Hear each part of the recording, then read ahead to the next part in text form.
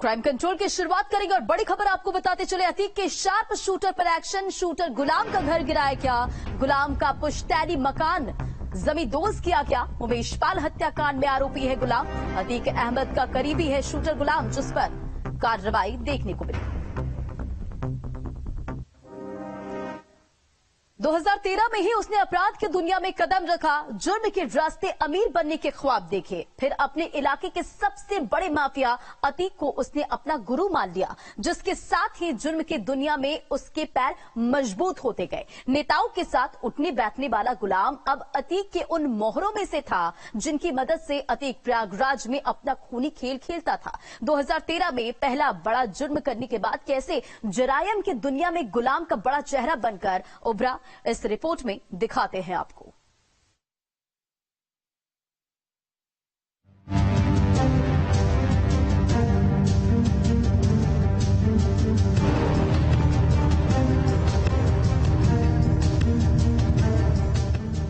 प्रयागराज के धूमनगंज में जब मौत का खूनी खेल खेला जा रहा था, तब वो वही था। असद की अगुवाई में अतीक के गुंडे जब गोलियां बरसा रहे थे, तब वो वही था। इलेक्ट्रिक सामान की दुकान के अंदर वो किसी शातिर के हुलिये में था। इंतजार था उसको अपनी बारी आने का, और जब उसकी बारी आए तो उसने धूमनगंज की सड़क को खून के रंग से रंग डाला। वो था अतीक का शार्प शूटर गुलाम।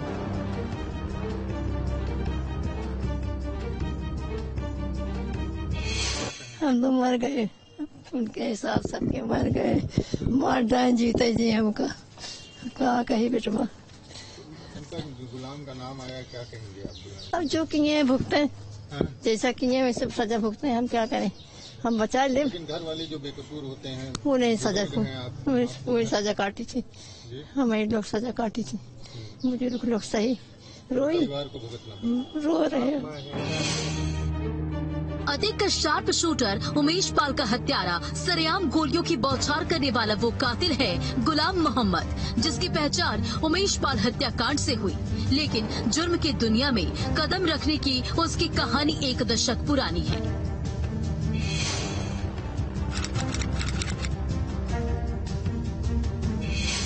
साल 2013 की बात है। अब तक छोटे मोटे अपराध कर चुका गुलाम मोहम्मद पर एक बड़े गुनाह का इल्जाम लगा। सिविल लाइंस में दिन दहाड़े एक ठेकेदार को उसने गोलियों से भून दिया था। चंदन सिंह की हत्या ठेकेदारी के विवाद में हुई और इस जुर्म के साथ ही गुलाम को गैंगस्टर का तमगा भी मिल गया, जिसके बाद वो जरायम की दुनिया में तेजी से आगे बढ़ता गया। ये जैसा ये गलत काम किए हैं, एक दफा और किए हैं, फिर उसके बाद माफी मांग लिए, नहीं किए जो बेच खोज के गए थे। फिर उसके बाद जमीन के काम करते रहे, धंधा अंदर। और ज्यादा हमसे बोल चाल तो 5 साल से नहीं ना, हम नहीं बोलते रहे। जब से हमसे अलग भय, हम नहीं बोलते रहे। अपना आए उधर से, उनका एक कमरा दे देने रहा के लिए मांगे कि हमारे जब बिक गया तुम कर रही कहाँ। तो जब लड़ाई झगड़ा किए तो एक कमरा छोटा से है, वही दे देने उनका, जापन उधर से आवा जा। जिस बेखौफ तरीके से गुलाम ने चंदन सिंह का मर्डर किया था, उसके बाद गुलाम अतीक की नजरों में चढ़ चुका था। लेकिन जुर्म के लिए उसको सलाखों के पीछे पहुंचाया गया।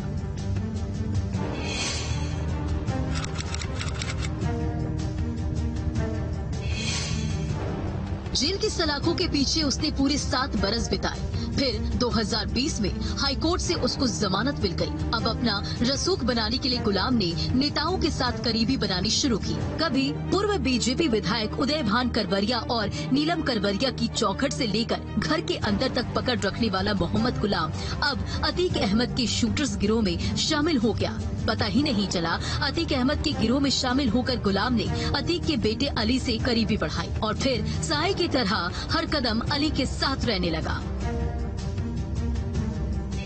ये वो इससे अच्छा रहा जैसे संगत बड़ी बर्बाद है। संगत का ये संगत है कि कहूँ पकड़े नहीं, बुलाए नहीं, कुछ कहें सुने नहीं, निकल नहीं, न माई से बताए, न भाई से बताए, न केहू से बताए। कहाँ करी घटना का कहूँ हम जानत रहे, कहूँ नहीं जानत। हमारे बेटा तो उतनी रात ड्यूटी से आए, खाए पिए न सब लेट गई। घटनाओं की हमको पता नहीं रही कि आज इफा है, रात भर आराम से यही मसोवा है और सवेरे के आराम से खाना पकावत नहीं। शुरुआत में बेहद सीधा साधा रहने वाला गुलाम जराइम की दुनिया में एक के बाद एक कई अपराधों से अपना नाम जोड़ता गया। घर वालों से दूर अतीक अहमद के करीब आकर उसने एक के बाद तमाम अपराधों से उसका नाम जुड़ता चला गया। लेकिन उमेश पाल के मर्डर के बाद गुलाम अब उस मुकाम पर पहुंच चुका है जहां से वो कभी शायद वापस नहीं लौट सकेगा। गुलाम को आपने कभी समझाने की कोशिश नहीं?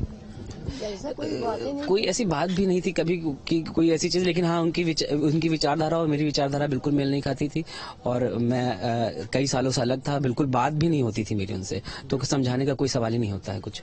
घर में ही इसी घर में रह रहे थे? हाँ, वो घर में इसी घर में रहते, लेकिन बहुत ही कम ही रहते थे। ज्यादातर वो बाहर ही रहते थे, तो जो है कभी आते थे, नहीं तो अपने अपने बीवी बच्चा लेके वहीं रहते थे। अलग ही रहते? अलग ही रहते थे, ससुराल की तरफ रहते थे। लेकिन आप लोगों को भी नुकसान उठाना पड़ रहा है, आप लोग भी बेघर हो रहे हैं। क्या करी बेटवा, हम तो हाथों जोड़ब तो न छोड़बे, हमको गोड़ों गिरब तो न छोड़बे ना, हमको हम रोबो करब तो न छोड़बे ना। 24 फरवरी को घटना वाले दिन सुलेम सराय में जीटी रोड की एक इलेक्ट्रिक की दुकान में खड़े होकर उमेश पाल के आने का इंतजार कर रहा गुलाम जैसी फायरिंग की आवाज सुनता है, दुकान से बाहर की तरफ भागता और सीधे अपने पिस्टल से फायरिंग शुरू कर देता है। अब अपराधियों की तलाश के साथ ही पुलिस इस बिंदु पर भी जांच कर रही है कि उमेश पाल हत्याकांड क्या वफादारी दिखाने के लिए किया गया या फिर इसके लिए शूटर्स को सुपारी मिली थी। क्राइम कंट्रोल के लिए प्रयागराज से मानवेंद्र प्रताप सिंह के साथ टीम न्यूज स्टेट। तो गुलाम वो किरदार है जिसकी पहचान अतीक के करीबियों में होती है। 24 फरवरी को हुए हत्याकांड के बाद से गुलाम समेत हर कातिल की तलाश की जा रही है, लेकिन अभी तक पुलिस सीसीटीवी में नजर आने वाले 5 किरदारों के करीब भी नहीं पहुंच सकी है। अब तक ये शक रहा कि अतीक का बेटा असद नेपाल या थाईलैंड में छिपा हो सकता है, लेकिन अब असद की तलाश नेपाल और थाईलैंड की जगह आगरा में भी की जा रही है। देखिए। 24 फरवरी को अतीक के बेटे असद की अगुवाई में धूमनगंज को जंग का मैदान बना दिया गया। अतीक के बेखौफ बदमाशों ने सरेआम उमेश पाल की हत्या कर दी। वारदात के बाद से उमेश के कातिलों की तलाश के लिए यूपी पुलिस नेपाल से लेकर थाईलैंड तक अतीक के कनेक्शन की तलाश कर रही है। इस बीच उमेश पाल के हत्यारों की अगुवाई कर रहे असद का कनेक्शन आगरा से जुड़ता नजर आ रहा है। प्रयागराज में हुए उमेश पाल की हत्या में असद की तलाश को लेकर कई एजेंसियां आज ताज नगरी आगरा के फतेहपुर सीकरी इलाके में पहुंची। सूत्रों के अनुसार कई जगह छापेमार कार्रवाई की, जिसमें लखनऊ की एसटीएफ भी बताई जा रही है। अतीक के बेटे असद ने उमेश पाल की हत्या के बाद कहां पनाह ली, इस बात की किसी को खबर नहीं। उसकी तलाश यूपी समेत 5 राज्यों और 2 मुल्कों में जारी है, लेकिन अब असद के तार ताज नगरी आगरा से भी जुड़ रहे हैं, जहां के सिकंदरा इलाके में असद की तलाश में यूपी पुलिस और एसटीएफ ने दबिश दी। आगरा के फतेहपुर सीकरी कोरई टोल प्लाजा पर घेराबंदी करने के बाद एक क्रेटा कार को पकड़ा, जिसमें 4 संदिग्धों को भी लखनऊ एसटीएफ ने गिरफ्तार किया है।